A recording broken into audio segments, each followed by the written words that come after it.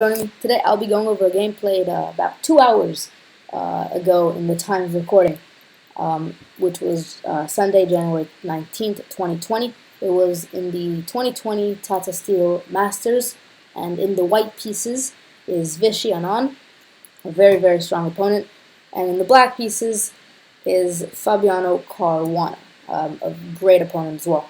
So, if you're not familiar with the Tata Steel Masters tournament, then essentially both players get 100 minutes for the first 40 moves, and followed by 50 minutes for the next 20 moves, and if the game lasts longer than 60 moves, then both players get an additional 15 minutes. So it is quite a long game, and I was watching part of it live, and it's really interesting because and it's a very fun game to watch because it's extremely tight. In the last match that Fabiano played against Vishy, Fabiano won, but previous to that, Vishy won, and 3 games before that, all those 3 games were draws. So you can see it's a very, very fun and tight game when these two great players go head on. This game lasted 61 moves before resignation, which is a considerable amount, especially compared to the previous games, which were 50, somewhere around that on average. So let's get right into the game. Once again, January 19th, 2020. So Vishy starts off with d4, a very common move for him to play, one of his favorites, and the best response. And now it's an Indian game, East Indian variation, or defense rather, and you now get the Queen's Gambit declined kind of game, especially when you move your knight. So you have a Queen's Gambit declined that started off by the Indian defense, a very common opening for white and a great defense for black as well. You can see the first trade-off was a pawn in the middle, even for both players now. By pushing this pawn up, you're hoping to push it one more step and kick this queen out, because the queen in this position is quite powerful. It's number one, making so this knight is stuck here. If the knight were to move and the queen captures on the bishop, obviously before the pawn was there, and number two, it's just a great square for the queen to control some of the game. So you want to kick it out as quickly as possible, which is what happened, as you can see right now. And the queen, obviously, common move, goes to d5. Now, I do want to mention, while we continue some very not surprising moves, I do want to mention that throughout the game, and I'm in no level or point to question these two incredible players. I do have, however, some of their moves I'm not exactly sure why they played, and I was hoping that people in the comments could help me out, and I'll point them out when we get to their first move was here. So the knight drops back, and this I do somewhat understand. Instead of moving the knight to a square where it's no longer in danger, you actually allow for a trade to happen, to hope that you can now start to attack.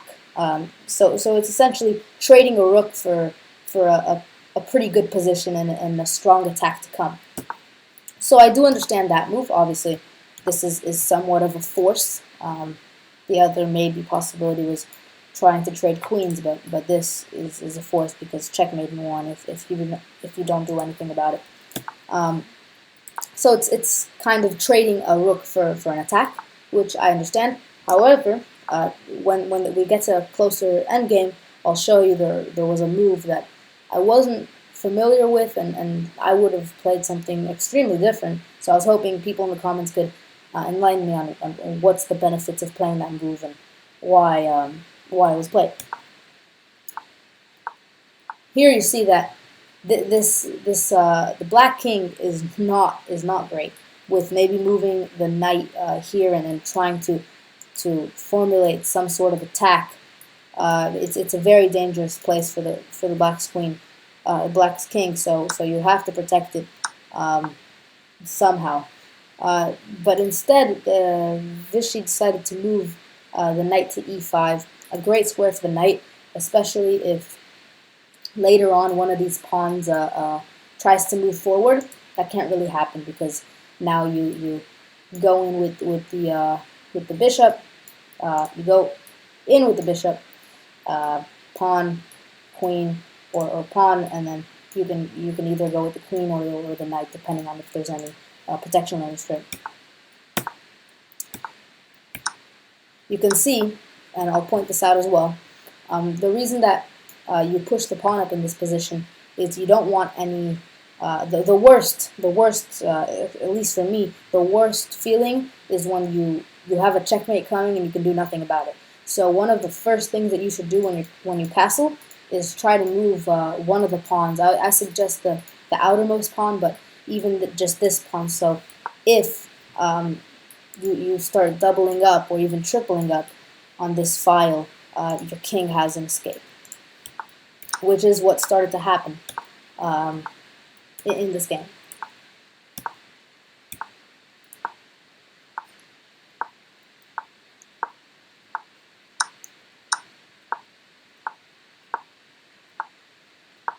Now here, the main purpose of moving the rook here is to get the queen out of this really annoying square, where the queen and the bishop are kind of communicating and formulating some sort of attack, and the knight could always hop into that. So you just kind of want to break up the attacks that might be coming. Here, I think it's a wonderful move. You'd expect for this knight to move maybe somewhere in these squares, but there aren't really any good squares for the knight. In all three of these squares, you're not attacking anything that's not being defended, and you can't really move to a better square. So it was in a great position, and Vishy wanted to keep the knight there. So he offers a trade that was accepted, and very soon comes the point where I have a little question.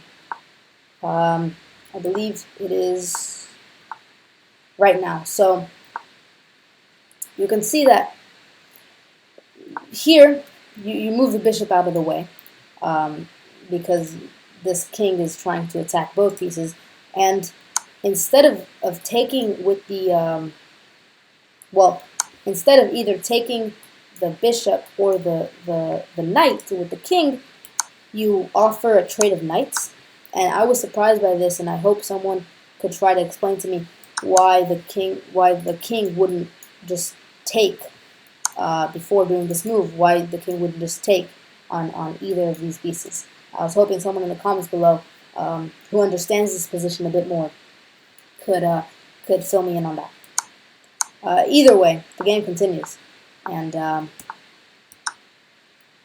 here you can see that there's Vishy, I guess, is doing a lot better than Caruana with the structure of the pieces, even though that trade a long time ago where they traded a bishop for a rook, you can see that it's come back, but it was worthy because all the pieces are really close to winning the game for Vishy. So even though a rook is more powerful, it's not necessarily better, which is why you don't want to trade this right now, because if the game was cleared out of these two pieces, white wins 100%.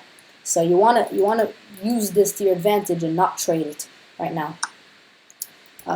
But by not trading it, the disadvantage with that is the fact that you can't really stop some of the attacks by the bishop.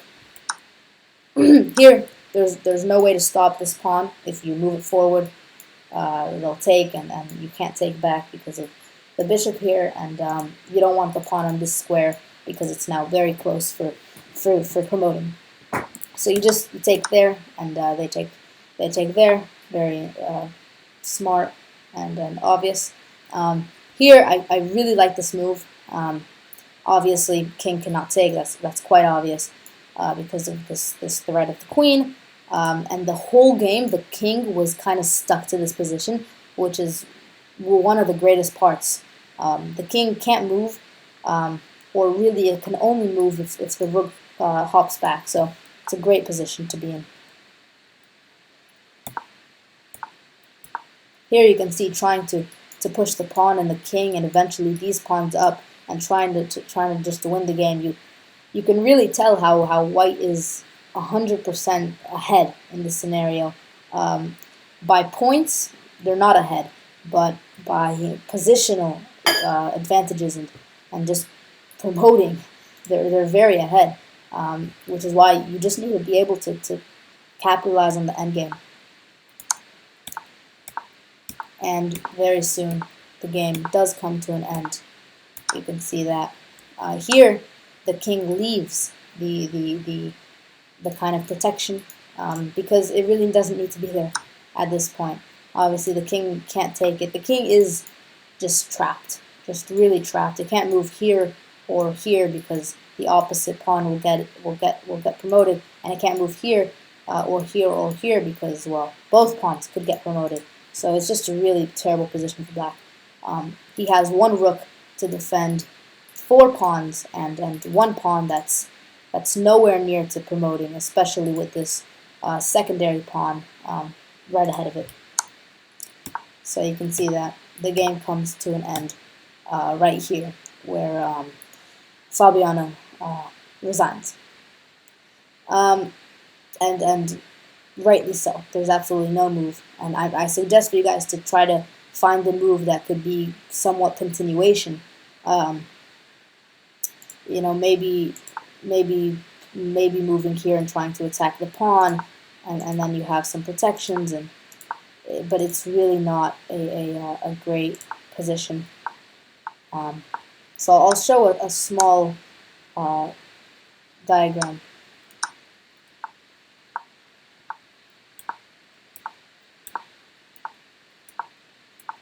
Of the endgame possibility, and it's absolutely winning for white. This endgame, by the way, was by chess.com analysis, and I think it messed up quite severely. This was when the game resigned, and you can see that there's a lot better and more possibilities here. So anyways, the game ended here. Thank you guys for watching, and I'll see you guys in the next video. Bye.